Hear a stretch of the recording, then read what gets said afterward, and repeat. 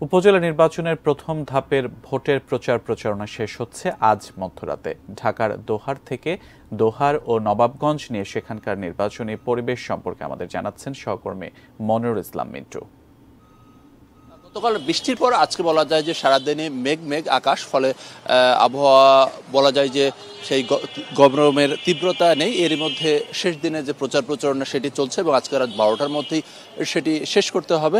এবং নির্বাচন নিয়ে ভোটারদের মধ্যে মিশ্র প্রতিক্রিয়া রয়েছে। কেউ বলছেন যে এই নির্বাচন উৎসমুখর হবে, আবার কেউ বলছেন যে যেহেতু বিএনপি নির্বাচন অংশ নিচ্ছে না, সেক্ষেত্রে ভোটার উপস্থিতি তুলনামূলকভাবে কম হবে এবং প্রচারণার ক্ষেত্রে নির্বাচনের যে আমেজ সেটি তুলনামূলকভাবে কিছুটা কম ছিল। তো এরপরেও যেহেতু ভোটের মাত্র আগামী কালকের পরেই ভোট, সেক্ষেত্রে নির্বাচনের জন্য যে সার্বিক পরিস্থিতি যাতে অনুকূলে থাকে এমন প্রত্যাশা করছেন ভোটাররা।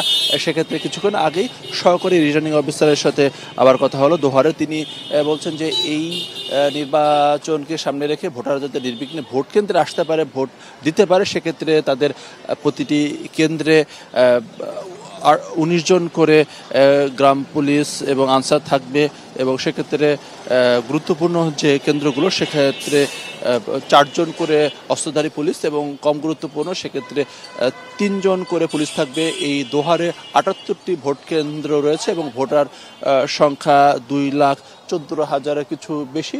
তো সব কিছু মিলিয়ে যে নির্বাচনের পরিবেশ এখন পর্যন্ত ভালো রয়েছে এবং পার্শ্ববর্তী যে নবাবগঞ্জ উপজেলা যদি বলি, সেক্ষেত্রে নবাবগঞ্জ এবং দোহারের ভোটের সমীকরণ মোটামুটিভাবে একই রয়েছে এবং দুই উপজেলাতে মূলত আওয়ামী লীগের মধ্যে এই প্রতিদ্বন্দ্বিতা হচ্ছে, যেহেতু বিএনপি অংশ নিচ্ছে না।